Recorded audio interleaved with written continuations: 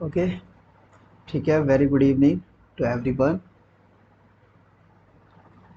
आइए क्लास की शुरुआत करते हैं और आज एक नया चैप्टर हम लोग पढ़ने वाले हैं। ठीक है, इसकी आपको एज इट इज़ पीडीएफ मिल जाएगी, सिर्फ और सिर्फ समझने पे फोकस करना। ओके, तो now we are going to discuss a new topic and the topic name is pronoun. क्या पढ़ेंगे? प्रोनाउन। अभी हमने क्या पढ़ा था इससे पहले? ग्रामर के कितने टॉपिक कवर हुए? एक टॉपिक, और वो हमने पढ़ा नाउन। अब प्रोनाउन क्या होता है, इसके यूजेस क्या है, इसके फंक्शन क्या हैं? तो प्रोनाउन को आप सिंपली कह सकते हैं, एक नाउन इंडिकेटर वर्ड को हम कहते हैं प्रोनाउन। जो नाउन को इंडिकेट करने का काम करता है दैट इज कॉल्ड प्रोनाउन। तो अगर आप डेफिनेशन पे जाए तो a word that is not a noun but indicates a noun, एक ऐसा वर्ड जो नाउन तो नहीं है लेकिन नाउन को इंडिकेट करने का काम करता है, दैट इज कॉल्ड प्रोनाउन। हमने नाउन में क्या पढ़ा था कि आ नेमिंग वर्ड। नाउन क्या था? एक नेमिंग वर्ड, जैसे कि Ram, Puja, player, chair, book, pencil, all these things are comes under the nouns category. जब हम इसी नाउन्स को, क्योंकि हम प्रोनाउन को एक इंडिकेटर वर्ड कह रहे हैं, तो प्रोनाउन अ नाउन इंडिकेटर, यानी हम राम की जगह पे ही का यूज करते हैं ना। पूजा की जगह हम सी प्रोनाउन का यूज करते हैं। प्लेयर की जगह हम दे का यूज करते हैं, प्लेयर्स की जगह। ठीक है। चेयर की जगह हम इट का यूज करते हैं, नॉन लिविंग थिंग है। आपको बताया हुआ है कि इट का यूज कहाँ कहाँ करना है, और नहीं बताया तो अभी प्रोनाउन वाले चैप्टर में इट और दिस के डिटेल्ड यूजेस पढ़ेंगे आप, कि इट का यूज कब होता है और दिस का यूज कब होता है। ओके, तो ये तो हो गई डेफिनेशन। जनरली क्या होता है, बुक्स में आपको डेफिनेशन ही मिलती है, लेकिन अगर कोई पूछे कि इसका फंक्शन क्या है या इसकी वर्किंग क्या है, ठीक है, इसके फंक्शन की अगर हम बात करें या वर्किंग ऑफ द प्रोनाउन, कि इसका इस्तेमाल क्या है, इसका प्रयोग क्या है प्रोनाउन का, तो it is use to avoid the repetition of a noun in a sentence. ये किसी भी सेंटेंस के अंदर नाउन के रिपीटेशन को रोकने के लिए हम प्रोनाउन का इस्तेमाल करते हैं। Let us an example. इसे एक एग्जाम्पल के जरिए समझने की कोशिश करते हैं। यहाँ पे देखिए एक एग्जाम्पल है आपके सामने। Ram worked very hard because Ram wanted to make Ram's father proud. यहाँ पे एक बार राम आया, सेकंड टाइम आपके लिए यहाँ पे राम आया, और थर्ड टाइम यहाँ पे राम आया। ठीक है। अब एक सेंटेंस में हमने एक दो लाइन का सेंटेंस बोला, और यहाँ पे आप देख रहे हो कि तीन तीन बार राम आया, तो थोड़ा सा सुनने में अटपटा सा लग रहा है ना। तो हम इसकी प्लेस पे क्या करेंगे, इसी की जगह पे हम एक प्रोनाउन का यूज करेंगे। किस चीज का यूज करेंगे? प्रोनाउन का। जैसे हम इस सेंटेंस को अगर अप्रोप्रिएट करना चाहते हैं तो हम क्या करेंगे, सिर्फ नाउन का यूज एक बार होता है सेंटेंस में।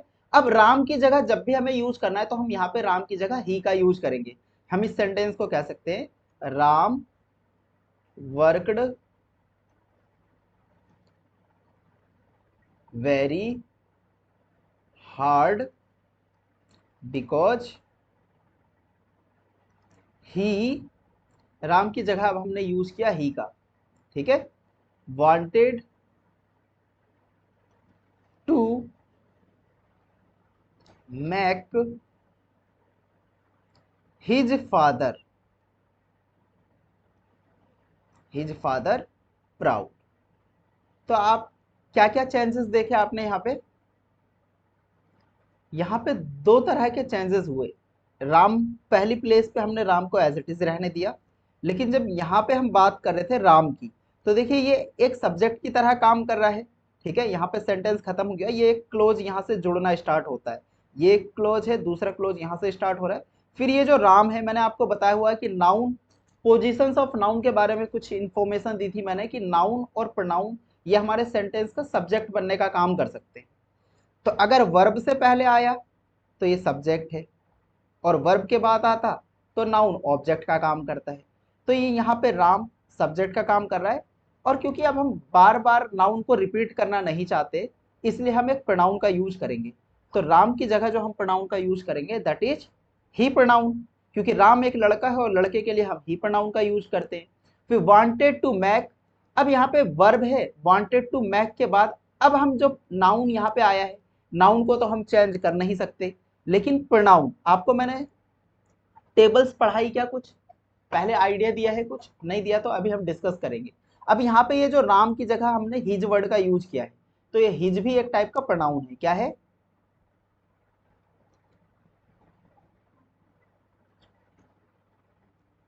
हिज एक टाइप का ये प्रोनाउन है। ये कैसा प्रोनाउन है? ये पजेसिव प्रोनाउन है, ठीक है। और फादर प्राउड। तो यहां तक बात क्लियर? बताइए, इज दैट क्लियर? यहां तक कोई दिक्कत परेशानी? मुझे लगता है कोई दिक्कत नहीं होनी चाहिए आप लोगों को। अब देखिए, नोट करके फिर वही बात लिख दी कि कोई भी प्रोनाउन सेंटेंस में या तो सब्जेक्ट बनने का काम कर सकता है या ऑब्जेक्ट का काम कर सकता है, ठीक है। सेम इसी तरीके से नाउन। तो इंग्लिश में दो ही पार्ट्स ऑफ स्पीच है जो या तो सब्जेक्ट बनने का काम करते हैं या ऑब्जेक्ट बनने का काम करते हैं। पहला हमने पढ़ लिया था noun, and now we are moving towards the pronoun. तो अब हम प्रोनाउन पढ़ रहे हैं। ज्यादा बड़ा करने की जरूरत तो नहीं है, इतना सही है जूम।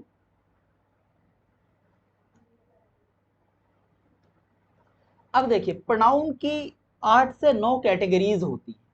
तो सबसे पहला प्रोनाउन जो आता है that is called personal pronoun. किस टाइप का प्रोनाउन? Personal pronoun. अब पर्सनल प्रोनाउन में भी there are 3 types of person. 3 तरह के पर्सन्स होते हैं पर्सनल प्रोनाउन में। एक फर्स्ट पर्सन, सेकंड पर्सन और थर्ड पर्सन। फर्स्ट पर्सन हम स्पीकर को कहते हैं, जो बोलने वाला है। जैसे कि अभी मैं आपको पढ़ा रहा हूं तो मैं फर्स्ट पर्सन हूं, आई। तो आई और वी ये फर्स्ट पर्सन होते हैं। आई को आप सिंगुलर काउंट करते हैं, एक के लिए यूज होता है आई का। और वी ये आपका प्लूरल प्रोनाउन होता है। तो नाउन में भी आपने सिंगुलर और प्लूरल पढ़े थे, इसी तरीके से आपको प्रोनाउन में भी सिंगुलर और प्लूरल देखने को मिलेंगे कि कब सिंगुलर प्रोनाउन का यूज करना है, कब प्लूरल प्रोनाउन का यूज करना है। इसी तरीके से जब सेकंड पर्सन की बात आती है, मैं आपको टीच कर रहा हूं, मैं स्पीकर हूं, आप लोग लिसनर हैं, तो यू सेकंड पर्सन होता है। अब यू ये सिंगुलर भी होता है और प्लूरल भी होता है। अगर मैं किसी एक पर्सन से बात कर रहा हूं तो दैट इज कॉल्ड, तो उसे आप कहेंगे सिंगुलर, ठीक है। और जब मैं बहुत सारे लोगों से बात करूं, जैसे कि अभी आप 3 4 5 लोग हैं क्लास में, तो ये आपका प्लूरल प्रोनाउन हो गया, ठीक है। लेकिन दोनों के लिए हम यू वर्ड का ही यूज करते हैं। एक थर्ड कैटेगरी होती है थर्ड पर्सन। ये थर्ड पर्सन क्या होता है? जिसके बारे में जनरली बात हो रही होती है, जो स्पीकर और लिसनर के सामने मौजूद नहीं है, which is not present at the time of speaking, when only two persons are there and we are talking about the any other person or third person, that is called third person। जैसे कि he, she, it, they and all nouns, जितने भी nouns होते हैं, तो third person में ही आता है, शी आता है और इट आता है। ये जो है आपके, इन तीनों को आप कहते हैं सिंगुलर प्रोनाउन। कैसे प्रोनाउन होते हैं ये? Singular pronoun. ही का यूज बॉय के लिए, शी का यूज गर्ल के लिए, इट का यूज नॉन लिविंग थिंग के लिए। अब ये दे का यूज, दे आपका प्लूरल प्रोनाउन होता है। दे कैसा प्रोनाउन होता है? Plural pronoun. बहुत सारों के लिए, चाहे पर्सन की बात हो या थिंग की बात हो, हम दोनों के लिए दे का यूज करते हैं। तो चलिए अब समझते हैं पर्सनल प्रोनाउन। अब पर्सनल प्रोनाउन के अंदर भी दो तरह की चीजें हमें समझनी है। पर्सनल प्रोनाउन अपने आप में दो टाइप्स के होते हैं। एक होता है सब्जेक्टिव केस, जो वर्ब से पहले यूज होता है, और एक दूसरा होता है ऑब्जेक्टिव केस। इनके अगर मैं ओरिजिनल नाम की बात करूं सब्जेक्टिव केस का, तो ओरिजिनल नाम होता है नॉमिनेटिव केस। इसके दो नाम होते हैं, सब्जेक्टिव केस, नॉमिनेटिव केस। देखिए नाम इतना, it doesn't matter at all, नाम कोई फर्क नहीं डालेगा। एग्जाम्स में क्वेश्चन नाम से नहीं आते, इसके इम्प्लीमेंटेशन वाले पार्ट से आते हैं। तो अगर आपको नाम याद हो गए तो बहुत अच्छी बात है, वेल एंड गुड। अगर नाम याद नहीं है तो कोई दिक्कत परेशानी नहीं है, बस आप इसके इम्प्लीमेंटेशन वाले पार्ट पे ज़्यादा फोकस करेंगे। फिर हम दूसरा बात करते हैं ऑब्जेक्टिव केस के प्रोनाउन की। तो ऑब्जेक्टिव केस का जो ओरिजिनल नाम होता है वो that is called accusative case. तो ये एक ऐसा प्रोनाउन होता है जिसमें सब्जेक्ट व ऑब्जेक्ट के स्थान पर प्रोनाउन का अलग अलग रूप में यूज होता है। यानी personal case of pronoun is a type of pronoun which is used as a subject and object in both the cases. Okay, he, she, it, ये आपके थर्ड पर्सन के प्रोनाउन हैं। जैसे मैंने कहा, जैसे मैं मान लो किसी एक प्लेयर की बात कर रहा हूं, मैंने कहा Sachin Tendulkar was a great player and he has scored many runs. तो यहाँ पे मैंने सचिन के लिए ही वर्ड का यूज किया। तो सचिन अभी हमारे सामने प्रेजेंट तो नहीं है, तो थर्ड पर्सन जनरली उस पर्सन को कहते हैं जिसके बारे में बात हो रही होती है, जो हमारे सामने प्रेजेंट नहीं होता है। तो ही, शी, इट, ये थर्ड पर्सन है और इनको हम कहते हैं सिंगुलर। ये अभी मैंने आपको ऊपर बताया कि ये सिंगुलर प्रोनाउन होते हैं। जब हम बात करते हैं इसी में दे की, तो दे ये भी थर्ड पर्सन होता है और इसे आप कहते हैं प्लूरल प्रोनाउन। फिर आई और वी ये आपके फर्स्ट पर्सन होते हैं। आई को आप सिंगुलर कंसीडर करते हैं और वी आपका प्लूरल प्रोनाउन होता है। वी का use more than one person के लिए होता है। मैंने कहा we are attending a class today, तो वी में हम सब आ गए। ठीक है, मैंने कहा आई एम टीचिंग यू, तो आई में सिर्फ मैं यहाँ पे इंक्लूड हूँ। तो ये और सिंगुलर और प्लूरल जिस तरीके से आपने नाउन में पढ़ा, इसी तरीके इनके यूजेस भी हैं। क्योंकि अभी आप एक चैप्टर पढ़ेंगे सब्जेक्ट वर्ब एग्रीमेंट, तो वहां पे जब आपको ये जितने बेहतर तरीके से सिंगुलर और प्लूरल पता होगा, उतने बेहतर तरीके से आप सब्जेक्ट का वर्ब के साथ कॉम्बिनेशन बिठा पाएंगे। फिर यू सेकंड पर्सन होता है, ये लिसनर होता है, ये सुनने वाला होता है और ये आपका सेकंड पर्सन कंसीडर किया जाता है। ये सिंगुलर और प्लूरल दोनों होता है। यहां तक किसी को कोई डाउट बताइए। चलिए, मुझे लगता नहीं है किसी को कोई डाउट होगा। अब देखिए, अब हम पर्सनल प्रोनाउन को आगे बढ़ाते हैं। ठीक है, किसी भी सेंटेंस या क्लोज, एक होता है सेंटेंस, एक होता है क्लोज। आगे समझ जाएंगे कि क्लोज क्या होता है। क्लोज बेसिकली बस इतना ध्यान रखें कि क्लोज उसे कहते हैं जिसमें मिनिमम वन सब्जेक्ट हो और मिनिमम वन वर्ब हो। ठीक है, एक मेन वर्ब और एक सब्जेक्ट के कॉम्बिनेशन को हम क्या कहते हैं, क्लोज। ऑब्जेक्ट हो या ना हो, it doesn't matter at all, इससे कोई फर्क नहीं पड़ता। अगर सब्जेक्ट है और मेन वर्ब है तो दैट इज कॉल्ड क्लॉज।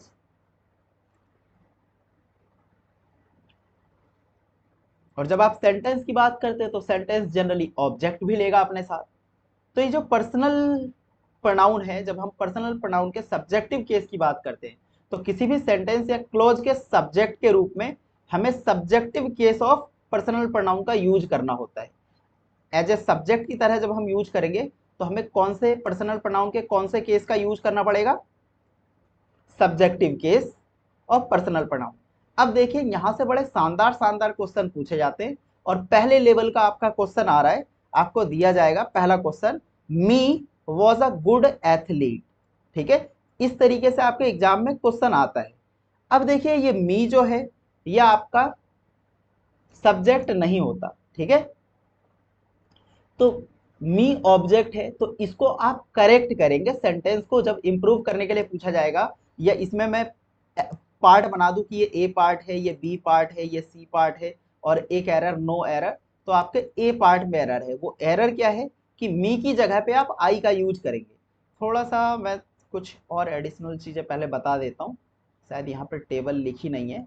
पहले आपको एक चार्ट बेसिकली पता होनी चाहिए, तो आप लोग लिखेंगे मेरे साथ कि जब हम प्रोनाउन की बात करते हैं कि कौन से सब्जेक्ट होते हैं, कौन से ऑब्जेक्ट होते हैं, कौन से पजेसिव प्रोनाउन होते हैं और पजेसिव प्रोनाउन, और एक होता है रिफ्लेक्सिव प्रोनाउन।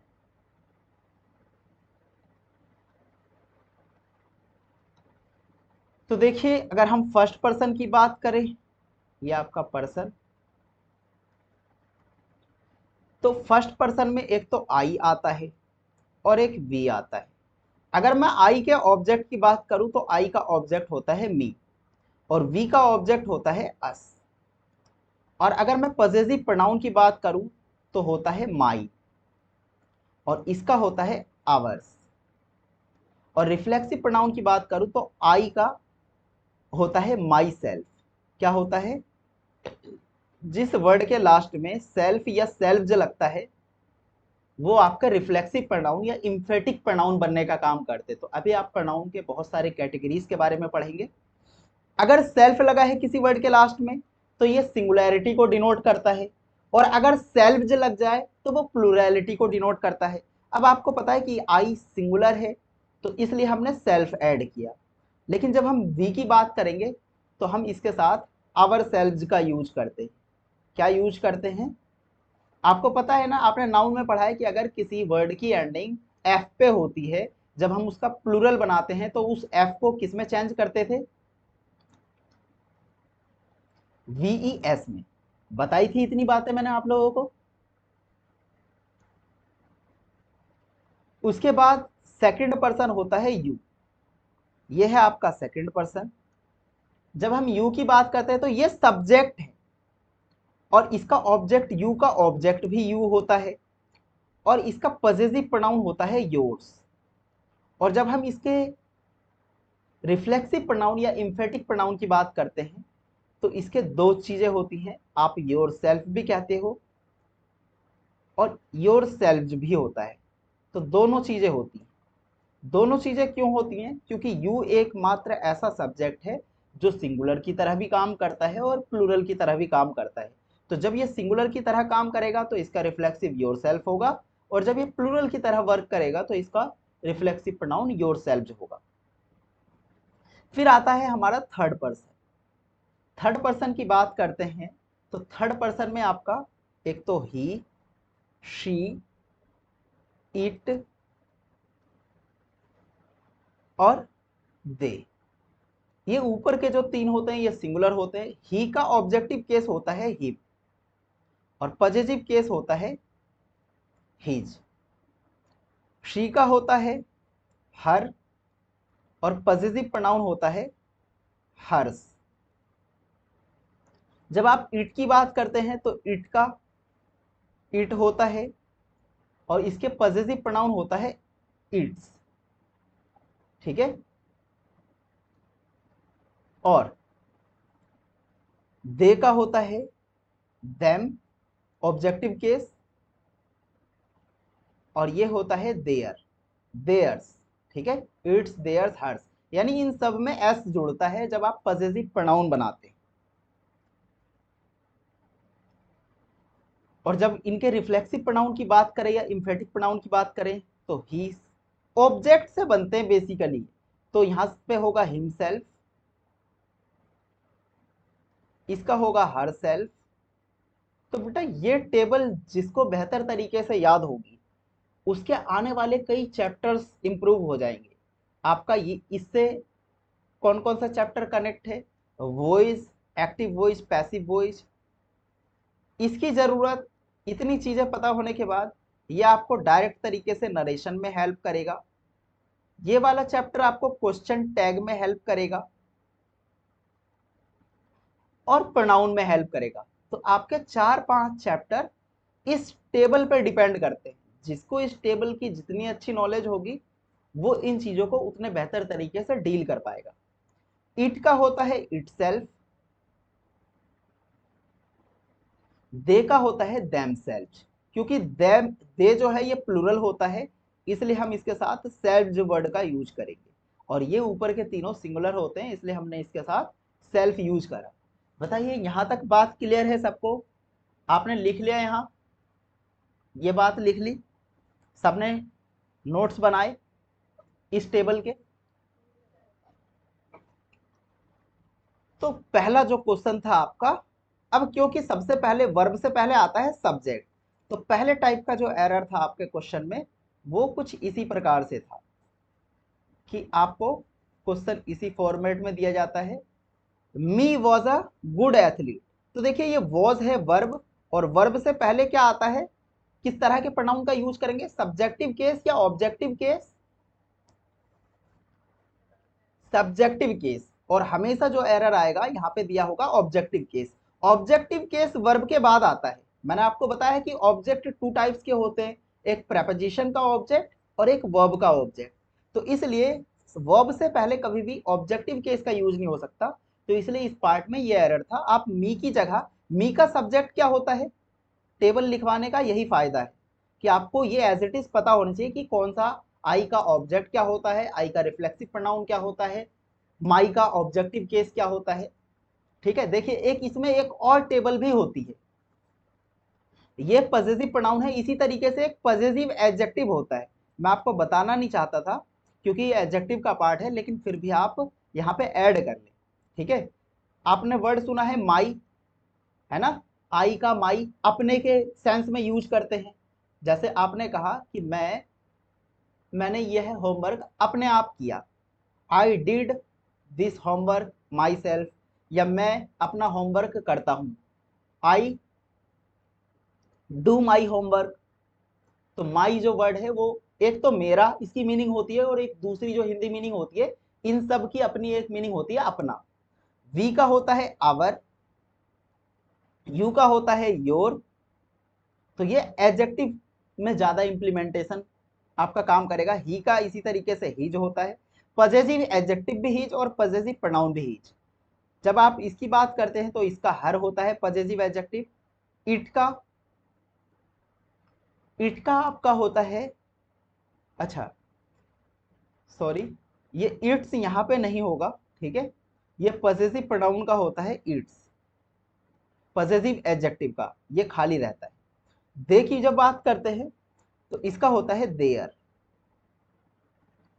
तो पजेसिव प्रोनाउन में सबके साथ एस लग जाता है, और जब पजेसिव एडजेक्टिव की बात करते हैं तो इनके साथ एस नहीं लगता, ये एज इट इज।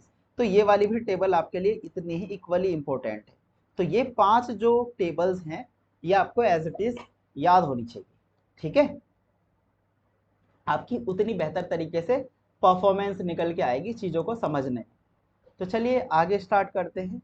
तो पहले लेवल का जो क्वेश्चन ऐसा पूछा जाता है, ये वाली बात क्लियर है, फर्स्ट क्वेश्चन। अब देखिए एक दूसरा क्वेश्चन पर्सनल प्रोनाउन के अंदर ही दूसरा क्वेश्चन कैसा पूछा जाएगा, Ram and me were not good friends. अब यहाँ पे ये सुनने में पढ़ने में अच्छा लगता है और बहुत सारे लोग ऐसा यूज भी करते हैं। ठीक है, लेकिन ये एंड जो है ये आपका कंजक्शन होता है, ये आप कंजक्शन वाले चैप्टर में पढ़ेंगे। और एंड जो है दो इक्वल चीजों को कनेक्ट करने का काम करता है। सबसे पहले वही तरीका अपनाना है, आप वर्ब के पास जाया करो। ये वर्ब है ना, वर्ब, यस और नो। अब ये वर्ब है तो वर्ब से पहले आपको पता है कि सब्जेक्ट का यूज होता है। तो राम नाउन तो सब्जेक्ट है, एंड अब ये मी जो है, मी का सब्जेक्ट क्या होता है, आई। तो इसलिए आप यहाँ पे इसको करेक्ट करेंगे, मी को काट के आप यहाँ पे आई का यूज करेंगे, Ram and I were not good friends. तो ये दूसरे टाइप का क्वेश्चन, और ये वाला क्वेश्चन कई बार पूछा जाता है। पहला वाला भले ही ना पूछा जाए, लेकिन मैं आपको एक लेवल वाइज बता रहा हूँ कि पर्सनल प्रोनाउन के सब्जेक्टिव केस के अंदर भी कितने बहुत एडवांस लेवल की चीजें लेके जा रहा हूँ। मैं अगर चाहता तो 2 केसेस बता के छोड़ देता, अब आप यहाँ पे 4 तरह के केसेस पढ़ेंगे। फिर चलिए, तो ये दोनों लेवल समझ में आए कि एरर किस टाइप के आते हैं। अब एक तीसरे टाइप पे चलते हैं। यहां पे he told me that Pooja and me were not going to watch that movie. अब देखिए यहां पे क्या हुआ कि ही टोल्ड मी दैट, ये दैट भी आपका एक कंजक्शन है। अभी मैंने आपको बताया था कि क्लोज क्या होता है, जहां पे एक सब्जेक्ट और एक मेन वर्ब हो। ये एक पूरा क्लोज है, और यहां से दूसरा क्लोज स्टार्ट हुआ है। ये सब्जेक्ट है ही, इसकी वर्ब टोल्ड, और मी ऑब्जेक्ट, ये एक पूरा सेंटेंस हो गया, एक क्लोज हो गया। दैट कंजक्शन है, कनेक्ट करने का काम करता है, कनेक्टर वर्ड भी कहते हैं इसे। फिर यहां से आपका एक और सेंटेंस स्टार्ट हुआ, आप यहां पे देखेंगे कि वर नॉट गोइंग, ये आपकी वर्ब है, और वर्ब से पहले हमेशा क्या यूज होता है, सब्जेक्ट का। तो पूजा तो सब्जेक्ट है क्योंकि ये नाउन है, नाउन को तो आप रिप्लेस नहीं कर सकते। एंड अगेन इस तरीके का ही क्वेश्चन है, लेकिन अब यहाँ पे डायरेक्ट ना देके कंफ्यूज करने के लिए यहाँ पे दिया है। तो ये और एडवांस अच्छे लेवल का क्वेश्चन हो जाता है। तो इस तरीके के क्वेश्चंस मैक्सिमम पूछे जाते हैं personal case of subjective pronoun से। तो यहाँ पे फिर क्या करेंगे, पूजा एंड मी को काट के फिर क्या करेंगे हम, क्योंकि वर्ब से पहले हमें सब्जेक्टिव केस के प्रोनाउन का यूज करना होता है, तो मी की जगह हम करेंगे आई। तो he told me that Pooja and I were not going to watch that movie. अच्छा ये बताइए कि ये आ गुड एथलीट, ये गुड फ्रेंड्स, ये सब क्या है इस सेंटेंस के?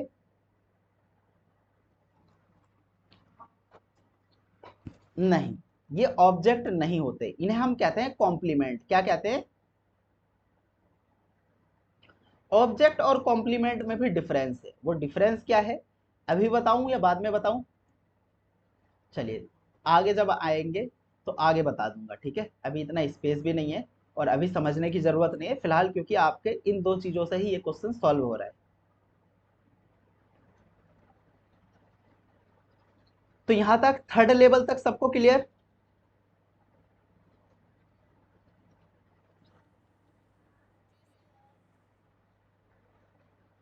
उसके बाद आपके फोर्थ लेवल का जो क्वेश्चन है दैट इज, अब चौथे लेवल का भी एक बार क्वेश्चन समझ लें कि फोर्थ टाइप का क्वेश्चन किस टाइप से बनेगा। तो देखिए एक क्वेश्चन ये बनता है और ये थोड़ा सा और अच्छे लेवल का क्वेश्चन है।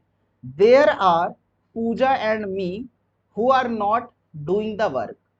ठीक है, अब ये देयर क्या है? जनरली लोग इसे सब्जेक्ट समझते हैं, ठीक है? ये देयर जो है ये सब्जेक्ट नहीं है। देयर होता है, इसका पार्ट्स ऑफ स्पीच होता है एडवर्ब। आप एडवर्ब वाले चैप्टर में पढ़ेंगे कि एडवर्ब क्या होता है। हेयर, देयर, ये सब होते हैं एडवर्ब। और यहाँ पे जो आर आया है वो देयर के लिए यूज नहीं हुआ। ये जो आर यूज हुआ है वो यूज हुआ है पूजा एंड मी के लिए। अब यहाँ पे जो है ये आपका जो सब्जेक्ट है पूजा एंड मी, सब्जेक्ट ये है। अब क्योंकि ये प्लूरल है, एक से ज्यादा नाउन और प्रोनाउन का कॉम्बिनेशन है, जब मोर देन टू पर्सन हो तो आप कैसी वर्ब का यूज करते हैं? प्लूरल वर्ब का, इसलिए यहाँ पे आर का यूज हुआ है। तो there are Pooja and me, तो मी को रिप्लेस करके हम आई का यूज करेंगे। हु आपका रिलेटिव प्रोनाउन है, आर नॉट डूइंग, अब ये आपकी वर्ब है, ठीक है? एक वर्ब ये है, एक वर्ब ये है। तो ये देयर से जो है ना, जनरली जो सेंटेंस की जो स्टार्टिंग होती है ये एडवर्ब होता है और हम इसके अकॉर्डिंग वर्ब का यूज नहीं करते। हम इसे कहते हैं केस ऑफ इन्वर्जन। एडवर्ब के अंदर आप पढ़ेंगे केस ऑफ इन्वर्जन। जनरली ये चीजें कोई पढ़ाता नहीं है, एक इंग्लिश के अंदर छोटा मोटा चैप्टर बना दिया गया है इन्वर्जन नाम का। कई बार क्या होता है आपको पता है कि हमारे जो इंग्लिश का जो स्ट्रक्चर होता है सब्जेक्ट, वर्ब और उसके बाद ऑब्जेक्ट। लेकिन कई बार ऐसा भी होता है कि वर्ब पहले आ जाती है और हम सब्जेक्ट बाद में और उसके बाद ऑब्जेक्ट।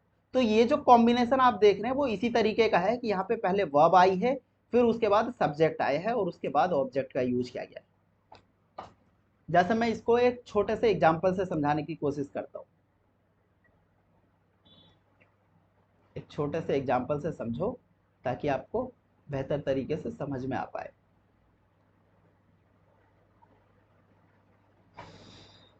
ये तो लिख लिया आप लोगों ने, शुड आई डिलीट इट?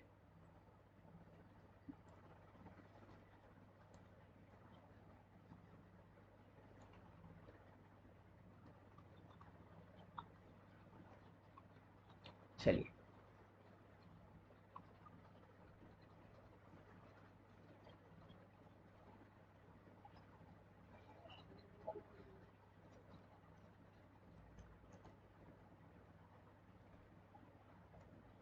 जैसे मैंने कहा दिस इज माई बुक, मैंने कहा there is a book on the table, मैंने कहा there are 5 students in my class. तो यहाँ पे आप देखिए कि यहाँ पे इज का यूज हुआ है, यहाँ पे इज का यूज किया गया है, ठीक है? और यहाँ पे आर का यूज किया गया है। अगर आपको ये लगता है कि देयर सब्जेक्ट होता है, ठीक है, तो फिर भाई इसके साथ इज और इसके साथ आर, ये भेदभाव क्यों, ये डिस्क्रिमिनेशन क्यों? तो आपको ये बात समझनी कि देयर जो है एक एडवर्ब होता है और ये एक इंट्रोडक्टरी सब्जेक्ट का काम करता है, लेकिन एक्चुअली ये एक सब्जेक्ट होता नहीं है। सब्जेक्ट जो इस सेंटेंस में है वो है ए बुक, ये है आपका ओरिजिनल सब्जेक्ट, और यहाँ पे जो सब्जेक्ट है वो है आपका 5 स्टूडेंट्स। ठीक है, तो ओरिजिनल सब्जेक्ट्स ये हैं। यहाँ पे 5 स्टूडेंट्स के लिए हमने आर का यूज किया क्योंकि मोर देन 1 स्टूडेंट्स हैं, और यहाँ पे आ बुक है इसलिए हमने इज का यूज किया, और इसका तो कोई सेंस ही नहीं है क्योंकि दिस आपका सब्जेक्ट है और दिस के साथ तो इज का ही यूज करते हैं, ये तो मैंने ऐसे ही दे दिया था। तो देयर का एक देयर और हेयर एक ऐसा केस होता है कि ये पहले वर्ब आती है और इसके बाद सब्जेक्ट आता है, तो इसी को कहते हैं केस ऑफ इन्वर्जन। क्या कहते हैं बताइए, बात क्लियर हुई? तो अगर पूछे कोई कि बताइए इस सेंटेंस में सब्जेक्ट क्या है, तो are you able to understand, क्या आप बता देंगे?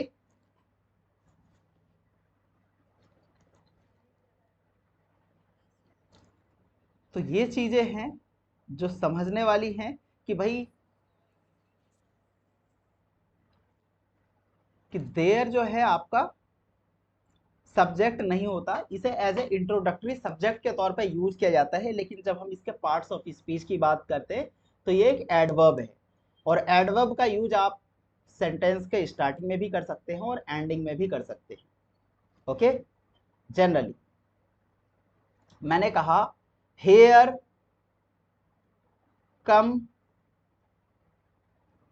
कम्स और कम द बस, बताइए विच वुड यू लाइक, आप यहाँ पे किस तरह की वर्ब का यूज करेंगे, कम्स का या कम का?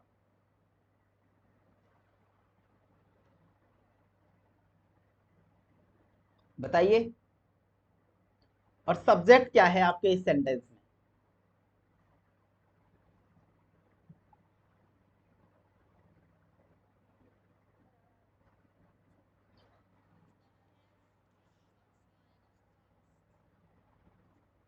Very good. तो यहाँ पे आपका ये द बस जो है ये सब्जेक्ट है, बसेज है नहीं, तो ये सिंगुलर है, और सिंगुलर सब्जेक्ट है, हमें सिंगुलर वर्ब का यूज करना होता है। आपको पता है कि वर्ब की फर्स्ट फॉर्म के साथ जब हम एस या ई एस ऐड करते हैं तो इट बिकम्स, वर्ब की फर्स्ट फॉर्म जितनी भी होती है ये आपकी प्लूरल होती है, और वर्ब की फर्स्ट फॉर्म के साथ जब आप एस या ई एस ऐड करते हैं तो इट बिकम्स सिंगुलर, तो इसलिए यहाँ पे कम्स का यूज करेंगे। तो यहाँ पे ये हेयर देयर जो है ये एडवर्ब का काम करते हैं, तो ये भी आपके इन्वर्जन का केस है, और सब्जेक्ट वर्ब एग्रीमेंट में ऐसे क्वेश्चंस पूछे जाते हैं। ठीक है, छोटी चीज है लेकिन बहुत जानदार चीजें हैं, लोगों को नहीं पता होती है। क्या पता थी आप लोगों को?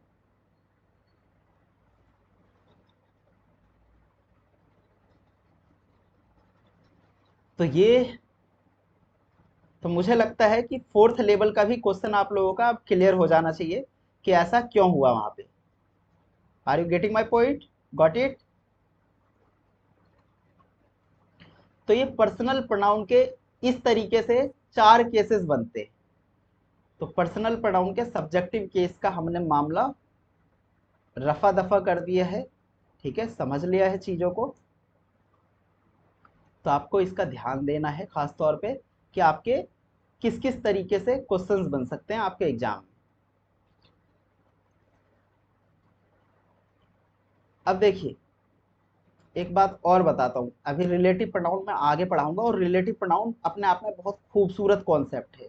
आपके यहाँ से जो पैराजम्बल्स होते हैं जिसे आप PQRS कहते हैं, सेंटेंस को अरेंज करना, कि 4 सेंटेंस दिए जाते हैं इन अप्रोप्रिएट मैनर में ऊपर नीचे करके, और उसको अरेंज करना होता है, तो 30 to 40% ये रिलेटिव प्रोनाउन आपकी मदद करता है पैराजम्बल्स को सॉल्व करने में।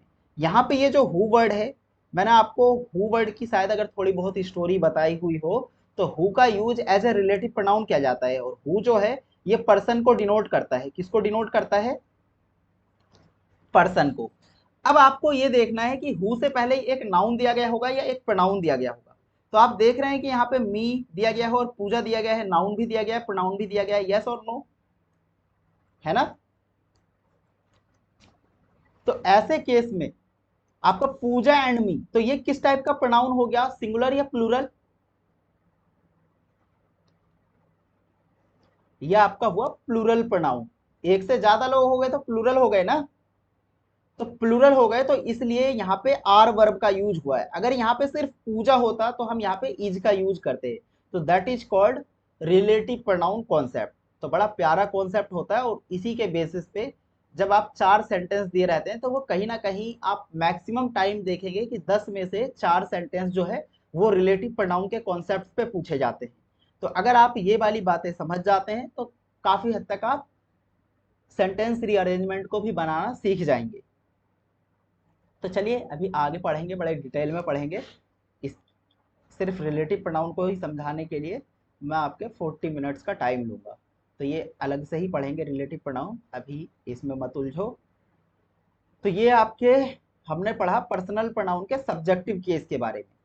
तो यदि एक से ज़्यादा पर्सनल प्रोनाउन सब्जेक्ट में यूज हुए हैं तो उनका लिखने का एक ऑर्डर होता है, एक फिक्स ऑर्डर होता है। अब इस पे भी क्वेश्चन पूछे जाते हैं। अभी तो आपने सिंपल सिंपल तरीके से समझा। अब ये जो 3 टाइप्स के जो प्रोनाउन है, अब इनको लिखने का भी एक प्रॉपर सीक्वेंस होता है, और वो सीक्वेंस क्या होता है उसको समझना है आपको। ठीक है, तो इनको यूज करने का एक प्रॉपर और एक फिक्स ऑर्डर होता है।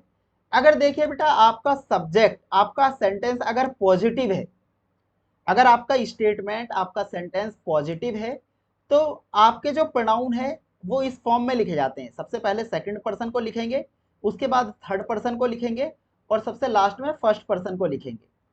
और अगर आपका सेंटेंस निगेटिव है, अगर उसमें नोट आ रहा है या कोई वो हमें निगेटिव सेंस दे रहा है, तो ऐसे में उसको लिखने का जो सीक्वेंस होता है वो होता है पहले फर्स्ट पर्सन, फिर सेकंड पर्सन, फिर थर्ड पर्सन। ठीक है, तो ये इस तरीके से हम प्रोनाउन को अरेंज करते हैं। देखिए, अगर कई बार क्या होगा कि अगर तीनों प्रोनाउन नहीं दिए गए, सिर्फ 2 प्रोनाउन दिए गए हैं, तो इनका सीक्वेंस क्या होगा। मान लो कि सेकंड पर्सन और थर्ड पर्सन दिया गया है, तो कोई दिक्कत नहीं है, हम सेकंड पर्सन और थर्ड पर्सन को लिख देंगे। मान लो थर्ड पर्सन और फर्स्ट पर्सन दिया गया है, तो भी कोई दिक्कत नहीं, हम थर्ड पर्सन को लिखेंगे फिर फर्स्ट पर्सन को लिखेंगे। मान लो अगर फर्स्ट पर्सन और सेकंड पर्सन दिया गया है, तो भी कोई दिक्कत नहीं है, तो हम सेकंड पर्सन को लिखेंगे, उसके बाद फर्स्ट पर्सन को लिखेंगे। यानी फर्स्ट पर्सन ऑलवेज लास्ट में आएगा अगर हमारा सेंटेंस पॉजिटिव है। ठीक है, और अगर निगेटिव है तो कोई दिक्कत ही नहीं है, तो first person, second person, third person वो एज इट इज यूज हो जाता है। लेकिन अगर 2 प्रोनाउन दिए गए हैं, मान लो कि फर्स्ट पर्सन और थर्ड पर्सन दिए गए, तो भी कोई दिक्कत नहीं, सबसे पहले फर्स्ट पर्सन को लिखना है, उसके बाद थर्ड पर्सन को। अगर फर्स्ट पर्सन सेकंड पर्सन दिया गया तो फर्स्ट पर्सन को लिखेंगे, सेकंड पर्सन को लिखेंगे, और अगर ये दोनों दिए गए हैं तो पहले सेकंड को फिर थर्ड को। ओके, तो चलिए अब समझते हैं सेंटेंस कि कैसे क्वेश्चन पूछे जाते हैं। ये आपके सामने एग्जाम्पल है। मैंने बोला Radha, I and you are not working according to the instructions. Okay, ये आपकी वर्ब है। अब आपको क्या है, इन प्रोनाउन को अरेंज करना है। अब बताइए, राधा कौन से पर्सन का प्रोनाउन है, कौन सा नाउन है, किस टाइप का, फर्स्ट पर्सन, सेकंड पर्सन या third person? Third person, very good. और आई किस, कौन सा पर्सन है, फर्स्ट पर्सन। और यू कैसा पर्सन है, सेकंड पर्सन। अब दूसरी चीज आपको क्या देखनी कि अब आप ये मुझे बताएं कि सेंटेंस पॉजिटिव है या निगेटिव है। इस पूरे सेंटेंस को यहां से यहां तक पढ़ें और फिर मुझे बताएं कि sentence is given in positive और निगेटिव। तो आपने देखा कि यहाँ पे सेंटेंस जो दिया गया है इसमें आ गया नॉट, तो इसलिए ये हो गया निगेटिव। और निगेटिव हो गया तो इसको लिखने का मैंने आपको एक तरीका बताया कि पहले सबसे पहले फर्स्ट पर्सन आता है, फिर सेकंड पर्सन और फिर थर्ड पर्सन। तो इसलिए हम इसको अरेंज कर देंगे। तो जब आपका क्वेश्चन पूछा जाएगा, ये आपका ए पार्ट होगा, ये बी पार्ट बना देंगे, सी पार्ट बना देंगे, एक ऑप्शन नो एरर का दे देंगे। तो इसको अरेंज करना है, तो सबसे पहले फर्स्ट पर्सन तो आई, उसके बाद सेकंड पर्सन यू, और राधा जाएगा सबसे लास्ट में। अब ये एक से ज्यादा पर्सन हो गए, तो इसलिए ये सारे मिलके हो गए प्लूरल, इसलिए हमने यहाँ पे आर का यूज किया है। बताइए, इतनी बात क्लियर है आप लोगों को? बताइए, इज दैट क्लियर? किसी को कोई दिक्कत नहीं है? तो यहाँ पे 2 तरीके के क्वेश्चन बन सकते हैं, एक तो प्रोनाउन से रिलेटेड एरर पूछा जा सकता है और एक वर्ब का। मान लो यहाँ पे इस तरीके से दिया होता आई यू एंड राधा। अब आपने पढ़ा है कि यार राधा तो सिंगुलर सब्जेक्ट होता है, तो यहाँ पे इज करके भी दे सकते हैं, तो एरर हो जाएगा क्योंकि एक से ज्यादा सब्जेक्ट है, और जब एक से ज्यादा होते हैं तो आपका ये प्लूरल होता है, और प्लूरल होता है तो इसलिए हम आर का यूज करेंगे। तो दो तरीके से क्वेश्चन पूछे जा सकते हैं। यही चीज आप सब्जेक्ट वर्ब एग्रीमेंट वाले चैप्टर में पढ़ेंगे। अभी हम प्रोनाउन के एरर देख रहे हैं, ठीक है, लेकिन मैं फिर भी आपको इंडिकेट करता हुआ चल रहा हूँ कि एक ही चीज से दो दो तरीके से क्वेश्चंस कैसे पूछे जाते हैं।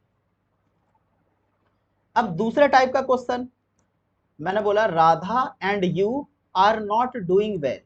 तो सबसे पहले क्या करना है कि आपको सेंटेंस को आइडेंटिफाई करना है कि sentence is given in positive और निगेटिव। तो बताइए किस टाइप का सेंटेंस है? निगेटिव सेंटेंस, क्योंकि इसमें आ रहा है नोट और निगेटिव है। तो अभी आपको मैंने बताया कि इनको लिखने का, इन प्रोनाउन को लिखने का एक प्रॉपर और फिक्स ऑर्डर होता है। तो निगेटिव सेंटेंस में क्या ऑर्डर होता है? फर्स्ट पर्सन, सेकंड पर्सन और थर्ड पर्सन। तो आप देखिए कि राधा कौन सा पर्सन होता है? कौन सा पर्सन है राधा? थर्ड। और यू कौन सा पर्सन है? सेकंड। तो क्या ये सही सीक्वेंस में लिखा हुआ है? और शुड आई चेंज इट, या हमें इसमें बदलाव करने की जरूरत है? तो बदलेंगे इसको। तो सबसे पहले निगेटिव सेंटेंस में सेकंड पर्सन आता है और उसके बाद थर्ड पर्सन। तो हम लिखेंगे यू एंड राधा, और ये क्योंकि ये प्लूरल प्रोनाउन हो गए तो इसलिए हमने यहाँ पे आर का यूज किया। कई बार लोग राधा, यार ये तो सिंगुलर है, एक नाम है, इज का भी को सही समझ लेते हैं। तो दोनों तरीके के क्वेश्चंस पूछे जा सकते हैं। बताइए इतनी बात क्लियर सबको? चलिए एक और क्वेश्चन देखते हैं। मैंने कहा Rama and I do not submit our assignments. सबसे पहले वही, जब भी प्रोनाउन आए तो एक बार थोड़ा सा सेंटेंस को जरूर चेक किया करें कि ये पॉजिटिव दिया गया है या निगेटिव दिया गया है। तो आपने देखा कि यहाँ भी नोट है, तो सेंटेंस निगेटिव स्ट्रक्चर में दिया गया है। अब निगेटिव स्ट्रक्चर में दिया गया है तो इनका सीक्वेंस देखना है कि प्रॉपर सीक्वेंस में लिखे हुए हैं तो ठीक है, कोई चेंज नहीं करना है, फिर नो एरर होगा। और अगर नहीं दिया गया है तो फिर इसको हम अरेंज करेंगे। तो रमा थर्ड पर्सन और आई फर्स्ट पर्सन। तो भाई ये कहता है कि पहले फर्स्ट पर्सन आता है और फिर थर्ड पर्सन। तो आई को पहले लिखेंगे और रमा को बाद में लिखेंगे। Is that clear?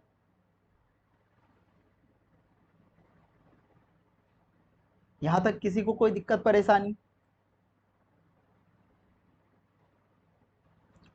अब चलिए एक चौथा question, I and you are very good friends. आपका ये एक सेंटेंस है, ठीक है। अब इसमें बताइए क्या ये सही दिया गया है? किस टाइप का सेंटेंस है ये, पॉजिटिव और निगेटिव? अब ये पॉजिटिव सेंटेंस है। तो पॉजिटिव सेंटेंस में हम जो प्रोनाउन का यूज करते हैं वो सबसे पहले second person, third person, first person. देखिए इनको याद रखने का एक अच्छा सा तरीका मैं बताऊं। देखिए कोई भी गेम खेलते हैं आप, तो गेम में एक लीडर होता है। जब उसकी टीम अच्छा परफॉर्म करती है तो वो अपने प्लेयर्स को, अच्छा कैप्टन वही होता है जो अपने प्लेयर्स को क्रेडिट देता है कि हाँ मेरे प्लेयर्स ने बहुत अच्छा परफॉर्म किया, मेरी बॉलिंग अच्छी थी, बैटिंग अच्छी थी, हमने एक यूनिट की तरह, एक टीम की तरह काम किया।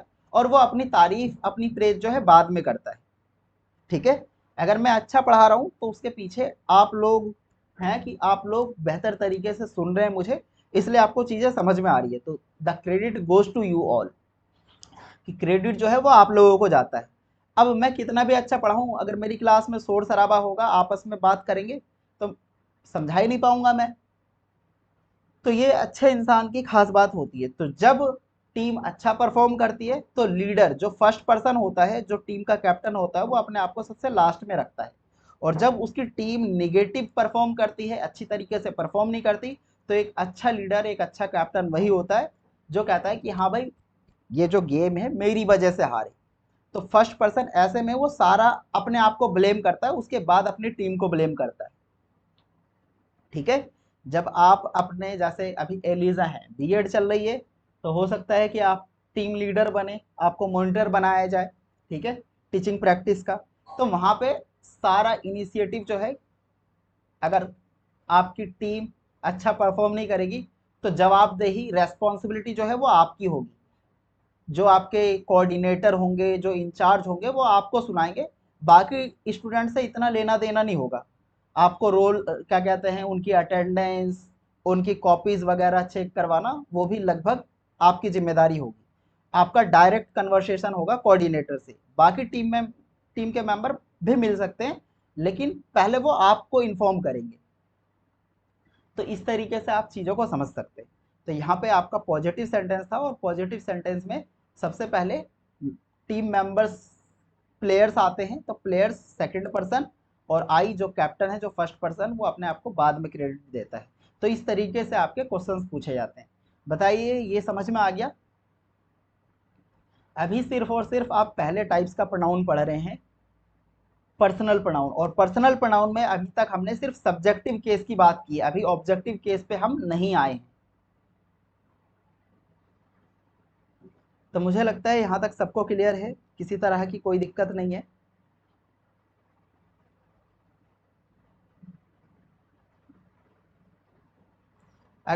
एक रीज़न ये भी है इसके पीछे कि मैं पीडीएफ और ये चीज़ें करके क्यों पढ़ा रहा हूँ, क्योंकि थोड़ा सा टाइम भी सेव करना है और थोड़ा सा फास्ट भी करना है।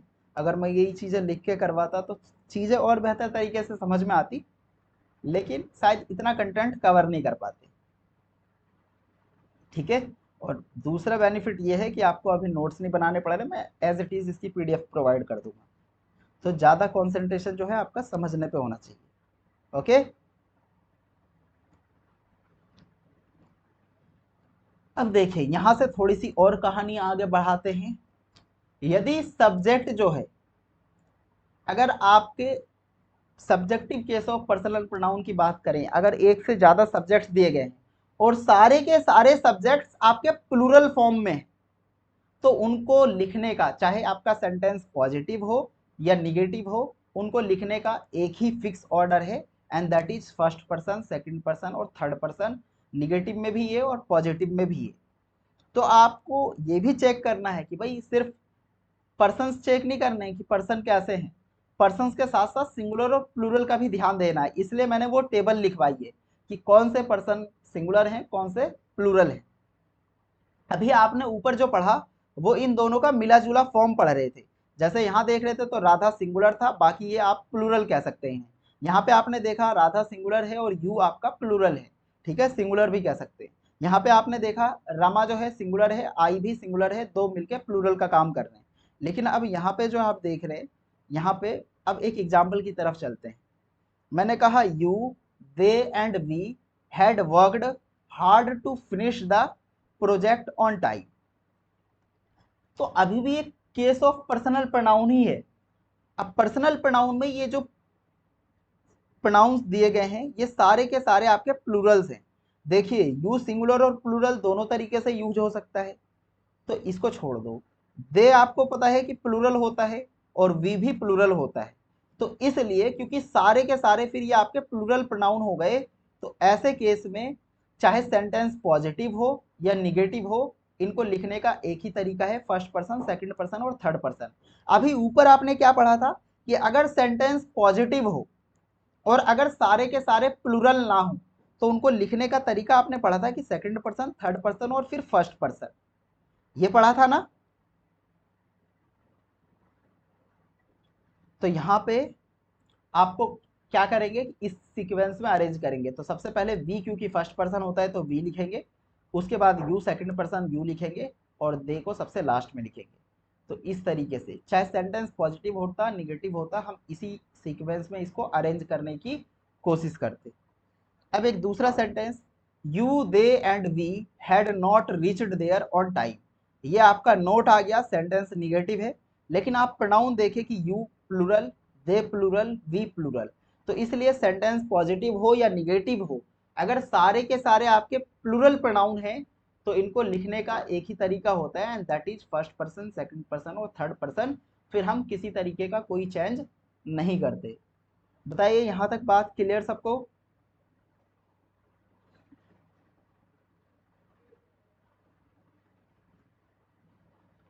तो कोशिश ये रहेगी कि मैं इसमें आपके अराउंड 150 क्वेश्चंस जो है सॉल्व करवाऊँ। इसमें ज़्यादा से ज़्यादा क्वेश्चंस की प्रैक्टिस करेंगे, ठीक है। मतलब इस चैप्टर को कंप्लीट होने के बाद आपके 25 अराउंड 50 क्वेश्चंस 2-3 क्लास में प्रैक्टिस की लूँगा, और हो सकता है कि कुछ नाउन्स के भी क्वेश्चंस इसमें ऐड कर दूँ। तो आप लोग रिवाइज करते रहें, और अपने नोट्स बना के, अभी तक किसी ने नहीं भेजा है, थोड़ी बहुत पता तो लगे कि आपकी परफॉर्मेंस क्या चल रही है। अगर आप रिवाइज नहीं करेंगे तो देखिए इसमें मैं फिर आपकी बहुत ज़्यादा हेल्प नहीं कर सकता। मैंने आपको क्वेश्चंस की प्रैक्टिस करवा दी, कॉन्सेप्ट्स पढ़ा दिए। अब जितना रिवाइज करेंगे, कहता ना कि revision makes a man perfect, तो परफेक्शन तभी आएगा जब आप चीज़ों को रिवाइज करेंगे, ये रूल्स आपको याद होंगे।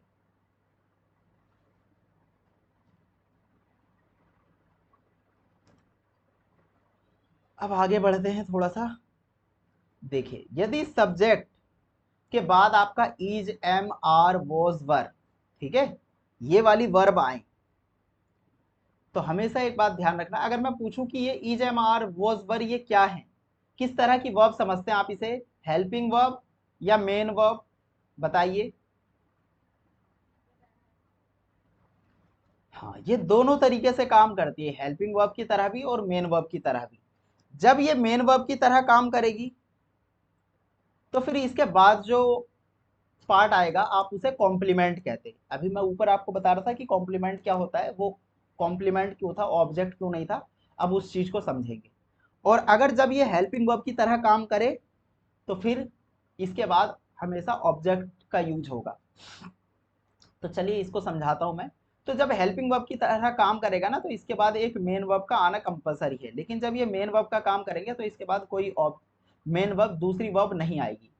जैसे कि मैंने कहा आई एम अ टीचर, मैंने कहा you are my students. Okay, क्या विजिबिलिटी है जो लिख रहा हूं मैं? देखिए यहाँ पे ये एम जो है ना, अब ये मेन वर्ब की तरह काम कर रहा है। क्या है ये हेल्पिंग वर्ब नहीं है, ये मेन वर्ब है। यहाँ पे आर क्या है, ये भी आपकी मेन वर्ब है। मेन वर्ब कैसे, जब सेंटेंस में एक वर्ड में आपकी वर्ब हो, कोई दूसरी वर्ब गिवन ना हो, तो हम इन इज, एम, आर, बोज वर्ब को मेन वर्ब कंसीडर करते हैं। लेकिन जब सेंटेंस में एक से ज्यादा वर्ब हो तो ये हेल्पिंग वर्ब का काम करते हैं। यहाँ पे मैं ये कहना चाहता हूँ, ये बताइए कि आई क्या है, आई टीचर है, और टीचर कौन है, आई है।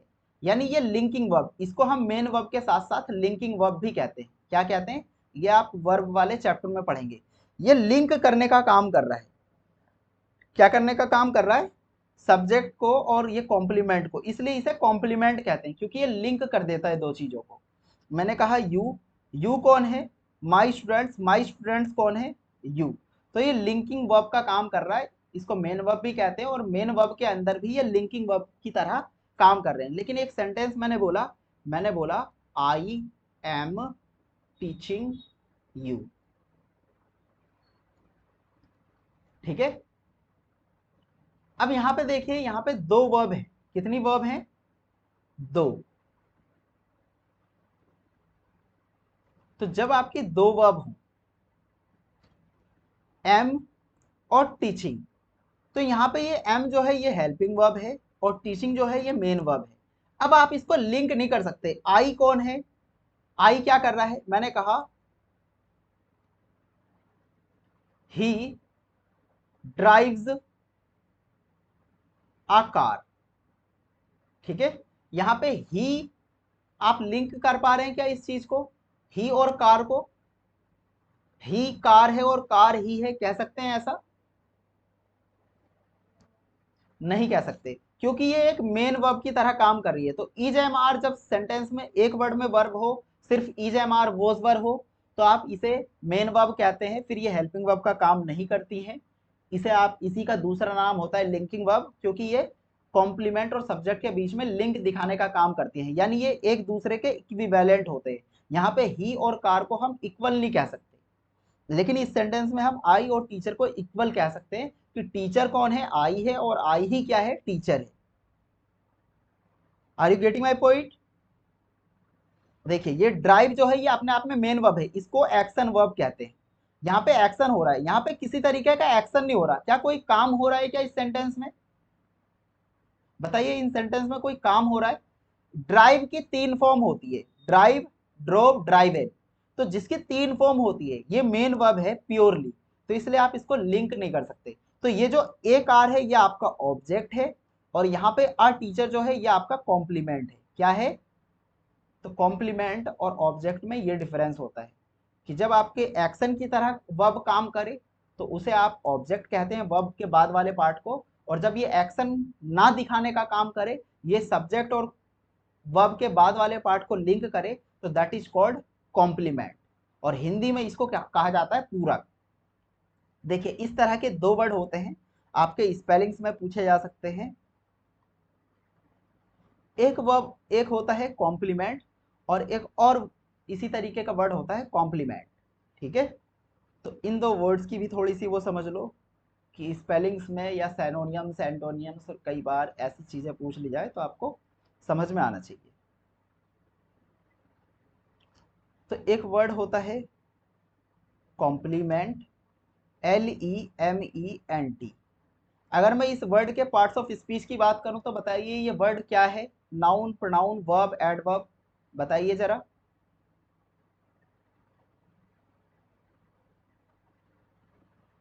बेहतर तरीके से पढ़ाया है। अगर किसी वर्ड के लास्ट में MENT आता है तो उसका पार्ट्स ऑफ स्पीच क्या होता है? नाउन। मैंने बोला था कि प्रैक्टिस करना, ऐसे बहुत सारे वर्ड फाइंड आउट करना। कॉम्प्लीमेंट हो गया, अपार्टमेंट हो गया, डिपार्टमेंट हो गया, कंपार्टमेंट हो गया। तो आप, अब ये चीज़ें आप पे डिपेंड करती है कि आप कितनी प्रैक्टिस कर रहे हैं, आपने कितने नए वर्ड्स खुद से फॉर्म करने की कोशिश करी। ठीक है,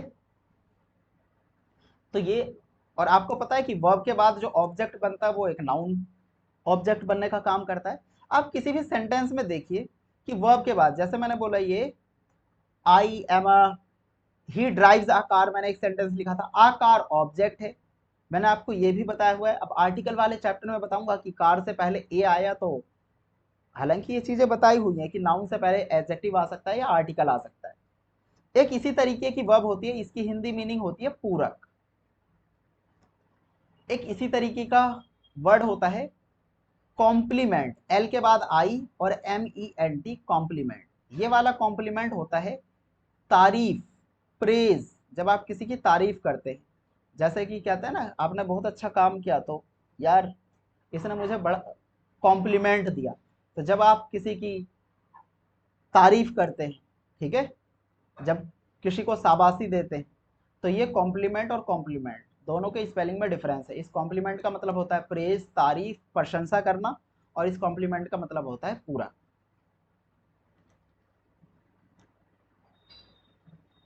जैसे किसी ने अच्छी ड्रेस पहन रखी है तो यार क्या, आज तो बहुत अच्छे लग रहे हो, है ना? तो इस तरह की चीजें तो वहां पे नीचे वाले वर्ड का यूज करेंगे। तो यहाँ पे क्या बात समझनी है आपको कि भाई देखो ये EJMR, was verb, main verb का भी काम कर सकते हैं, और जब ये मेन वर्ब का काम करेंगे तो हम इन्हें लिंकिंग वर्ब कहते हैं, क्योंकि ये लिंक दिखाने का काम करते हैं सब्जेक्ट और कॉम्प्लीमेंट के बीच में। ये ऑब्जेक्ट नहीं होता है ऐसे में, फिर हम इन्हें कॉम्प्लीमेंट कहते हैं। ठीक है, और कॉम्प्लीमेंट के स्थान पर आने वाला प्रोनाउन हमेशा जो है सब्जेक्टिव केस में लिखा जाता है, और हमेशा यहाँ पे आपको ऑब्जेक्टिव केस का प्रोनाउन दिया गया होगा। तो इसका एक एग्जाम्पल समझते हैं, इससे भी बहुत सारे क्वेश्चंस बनते हैं। जैसे कि it was me who was to blame for this act। तो ये सुनने में अच्छा लगता है, ठीक है, और ऐसा जनरली लोग यूज भी करते हैं। लेकिन अब यहाँ पे आपको देखना है कि इट, ये भी एक इंट्रोडक्टरी सब्जेक्ट होता है, यहाँ पे वॉज है, और वॉज के बाद कोई दूसरी वर्ब दी गई है क्या? नहीं दी गई। और नहीं दी गई तो आप यहाँ पे मी ऑब्जेक्टिव केस का यूज नहीं करेंगे, आपको सब्जेक्टिव केस के प्रोनाउन का यूज करना है। तो मी की जगह पे आप यूज करेंगे it was I who was to blame for this act. अब ये देखिए ये हु फिर से रिलेटिव प्रोनाउन है, और ये दो सेंटेंसेस को, दो क्लोज को कनेक्ट करने का काम कर रहा है। आई एक पर्सन होता है, और आई आपको पता है कि सिंगुलर होता है, और सिंगुलर होता है तो इसलिए हमने यहाँ पे वॉज का यूज किया है। बताइए बात समझ में आई? Is that clear? तो यहाँ पे ये जो मी है, ये जो आई है, ये कॉम्प्लीमेंट की तरह यूज हो रहा है। इसी तरीके से if I were him I would distribute the property. ठीक है, तो यहाँ पे इफ, आई सब्जेक्ट, वर, अब वर्ब के बाद जो है कोई मेन वर्ब नहीं है, तो ऐसे में ये जो हिम है ये गलत दिया गया है। यहाँ पे हम हिम ऑब्जेक्टिव केस का यूज नहीं करेंगे, हम सब्जेक्टिव केस का यूज करेंगे, क्योंकि ये जो वर्ब है अगर मेन वर्ब का काम करती है तो इसके बाद हम कॉम्प्लीमेंट, ये कॉम्प्लीमेंट समझा जाता है, और कॉम्प्लीमेंट की प्लेस पे आपको हमेशा सब्जेक्टिव केस ऑफ प्रोनाउन का यूज करना होता है। बताइए, इतनी बात क्लियर?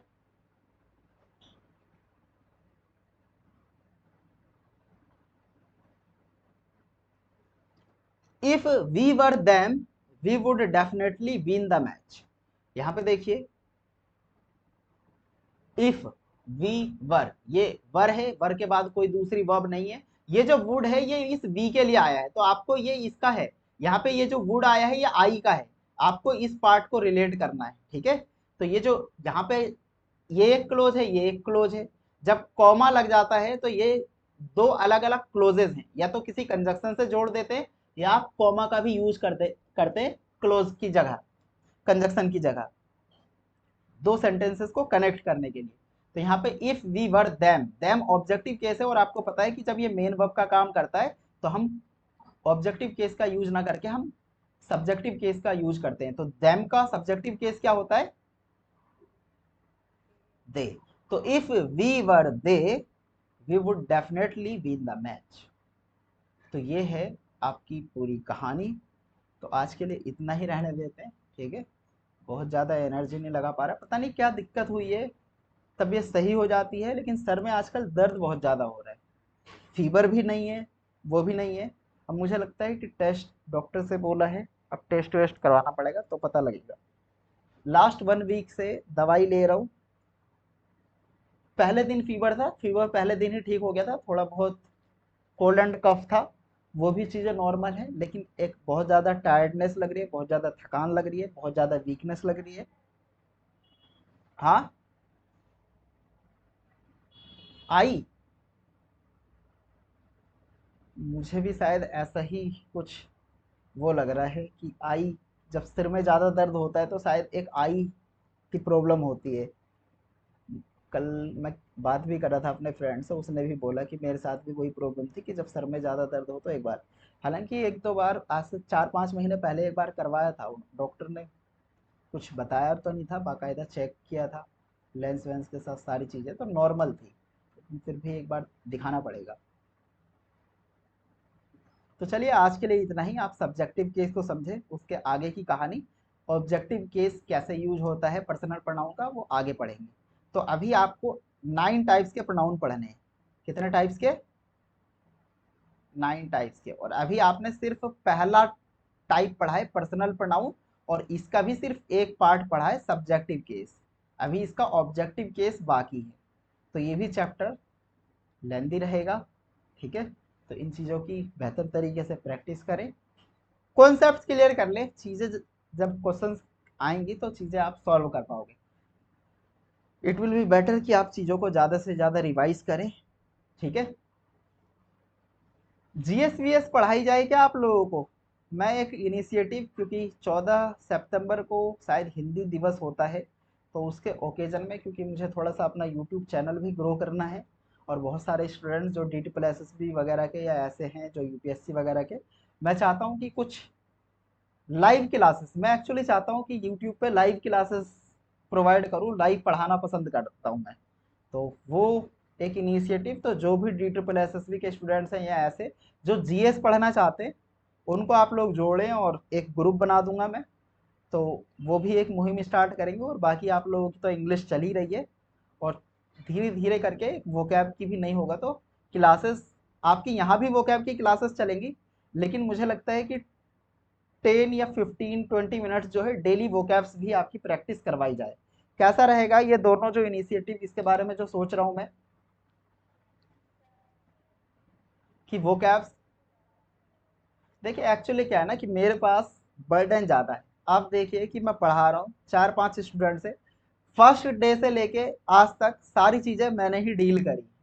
लिंक मैं सेंड कर रहा हूँ, बस मैं कोचिंग सेंटर में पढ़ा रहा हूँ कि आईडी पे उनके नाम पे पढ़ा रहा हूँ, लेकिन रिकॉर्डिंग का जो मेरा काम नहीं है, शायद ये चीज़ें आप भी समझते हैं कि और दूसरी जगह पढ़ा रहा होता है या कहीं पे कुछ चीज़ें कर रहा होता, तो शायद ये मैं नहीं करता जितना मैं अपना, मैंने इस कोचिंग के लिए जो कंट्रीब्यूशन दिया है वो चीज़ें तो शायद मैं और दूसरी जगह करता भी नहीं हूँ, और पढ़ाता तो और जगह भी हूँ कई बार, और अभी भी पढ़ा रहा हूँ, लेकिन इतना नहीं।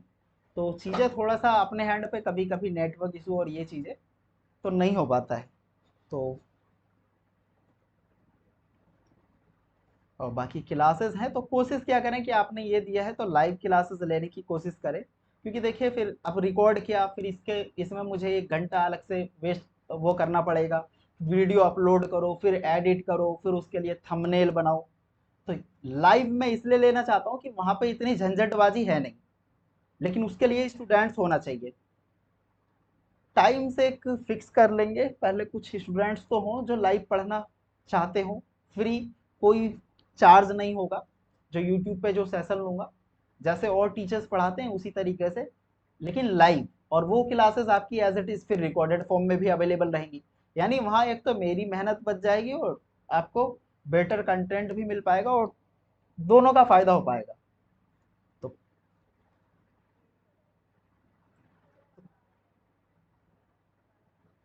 हाँ, जितने भी हैं, जो भी आपके स्कूल्स में, कॉलेज में, देखिए जीएस ऐसा ऐसा सब्जेक्ट है, अगर इंग्लिश, जीएस सबके लिए ज़रूरत है। अगर आप कॉम्पिटिटिव की बात करते हैं तो 4 चीज़ें पूछी जाती है: जीएस, इंग्लिश, रीजनिंग और मैथमेटिक्स। मैथमेटिक्स में मैं बहुत ज़्यादा हेल्प नहीं कर सकता, पहले हम, क्योंकि इन 2 पे ज़्यादा कमांड है, जीएस और इंग्लिश, तो मैं इन दोनों चीज़ों को लेके चलूँगा, बाद में डिमांड आएगी तो फिर रीजनिंग देखेंगे, जब जीएस कवर हो जाएगी। रीजनिंग भी पढ़ा लेता हूँ मैं, लेकिन मैं ऑफिशियली जो पढ़ाना पसंद करता हूँ वो जीएस और इंग्लिश। लेकिन जब अपना खुद का चैनल रहेगा तो रीजनिंग में भी देख लेंगे। आपने पढ़ा, हिंदी विंदी तो पढ़ी हुई है मुझसे कि हिंदी भी मैं पढ़ा लेता हूँ। कितने लोगों ने पढ़ा है हिंदी? कैसी लगी थी हिंदी की क्लास?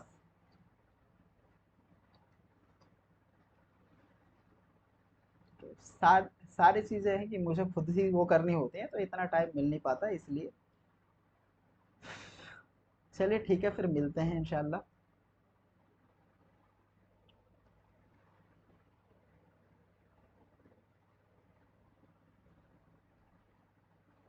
ओके, अल्लाह हाफिज़, टेक केयर, वालेकुम सलाम।